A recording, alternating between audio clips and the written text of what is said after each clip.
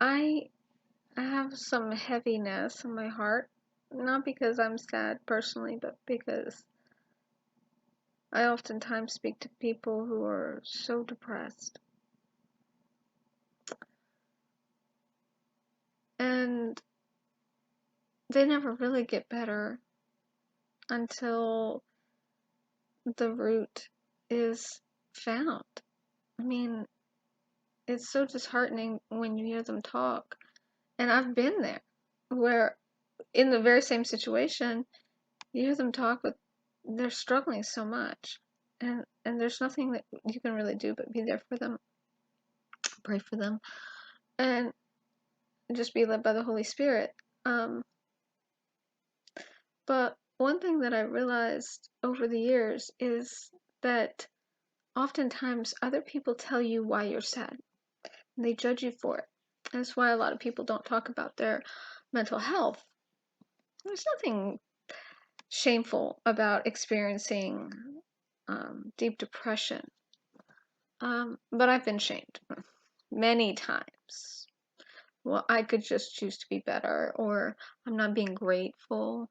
I like that one. That one was particularly um, abusive. I'm not trusting God. All of these things, and it's just such a wicked thing to do to people, to judge them for their sorrow. I think of Naomi. Ruth didn't do that to her, but Job's friends certainly did. What sorry comforters they are. But depression or other mental illness is actually a blessing in a way, because it is a symptom. It tells us something is wrong, and it's our responsibility to guard our heart. We don't guard our heart by hardening it and by not caring and just suppressing our feelings. We guard our heart by making sure that it has what it needs. We guard our heart by making sure that it is covered by truth. Do you know how many times someone is sorrowful because they believe a lie? I can't even. And because other people judge them. Say, you're sorry and sad because of this. I know why you're sad. Really? Wow. Okay. You know, and and people, they hate the heart because of a verse that says something to the effect of, and I'm gonna find it here. Guard your heart. Wicked heart. I can't remember what it was. Um, but basically, they hate on the heart. They hate on the heart. The heart is deceitful above all things and desperately wicked. Who can know it? That's Jeremiah 17:9. Now, I want to tell you something about Jeremiah 17:9 because people don't always read the rest of Jeremiah 17. It says, who really knows how bad it is? The heart is hopelessly dark and deceitful. Wait, no, that's not the verse. I'm sorry. Let me get to actually the. All right.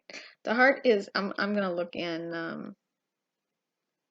the New King James. The heart is deceitful above all things, and desperately wicked. Who can know it? And then in the next verse it says, I, the Lord, search the heart. I test the mind, even to give every man according to his ways, according to the fruit of his doing. And then it goes on a little bit more. It says, as a partridge that broods but does not hatch, so is he who gets. Okay, well that's a different section. But the point that I'm making is that God's the only person who really understands it. And so when someone tells you why you're sad, then they're putting themselves in the position of a judge, in the position of God. Right? You can ask questions, you can empathize, but you don't get the right to tell someone why they're sad and to judge them for it, or their anger, or any other effect of the heart, because you can't know it. You can't. It is hopeless. Who can know it? This is what the prophet was saying. Now, I just want to point out one other thing, and I'm going to go to the lexicon. All right, so this word, deceitful, insidious, deceitful, tracked by footprints. Okay, and is desperately sick. The heart is more deceitful than all else and is desperately sick. Okay, that's the word, desperately sick, to be weak or sick. So what we just saw, let me see if I can find this now. In the New King James, it says the heart is deceitful above all things and desperately wicked. Who can know it? So why did they change the word wicked to sick, from sick? Okay, so then people hate the heart. It says it's wicked. No, it's sick. It's sick. You people are not understanding. You are hating your heart. I just can't wrap my head around this and this horrible deception that is doing nothing but hurting God's children because you are judging them for their pain, and all because you've read this verse and decided that the heart is wicked. It is sick. Is it deceitful? Well, why does it say that it's deceitful? This word, deceitful, insidious, tracked by footprints. So if you look at the word itself, and I can't say it, I want to find the lexicon. Oh no, it's not here. I'm on a different site that I'm not as familiar with, so that's my fault. But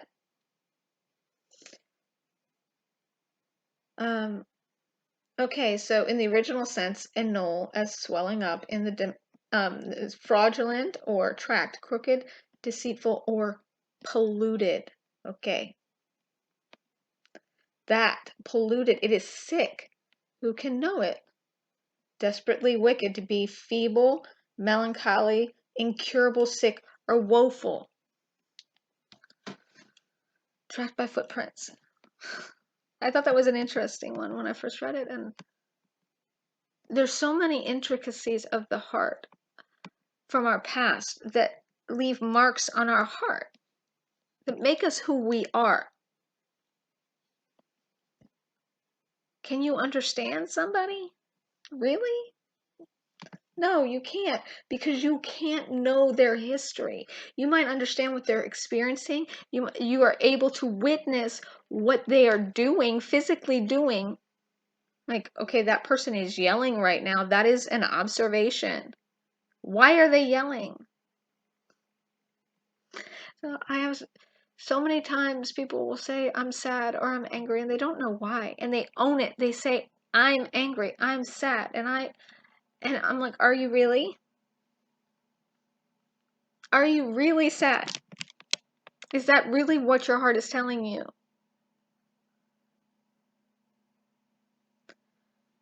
And sometimes it's not even them. For me, sometimes there's just so many different reasons why someone is experiencing an emotion. But don't hate the emotion. The emotion is just telling you something is wrong. Go to God. He's the only one who's going to be able to help you. And if you're speaking to somebody who is struggling, treat them the way God would treat them, with love and compassion. Give them space to come to the truth of the situation. Ask them the right questions. When you ask someone a question, you're showing them love. You're saying, I want to understand what's happening. And a lot of times they don't even know. So you asking that right question helps them to refocus and to ask the hard questions of the Lord and of themselves.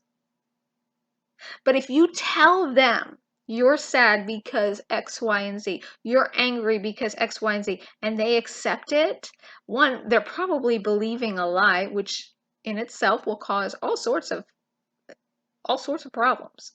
I hate believing lies. I can't even, okay? But You have no right to tell someone, none, why they're experiencing what they're experiencing. You have no right to tell them they're bad or that they're not thinking about it the right way. You have no right to do that. You don't know. And the second that you decide that you know, then you're taking what Jeremiah said and making yourself into a God. You know better. You know. You can tell them. Now, I will say that there are times when the Lord will put something on your heart and lead you to tell somebody something that is coming from Him. But when you recognize that it's coming from Him, it's not coming from you. You're not judging. You are just simply a messenger at that point. And you can tell the difference because there's no judgment in your heart. It's like, okay, this is what the Lord is showing me. What's going on here? But you still don't know their heart. You can't judge their salvation. You can't judge whether they really are grateful or not. I mean,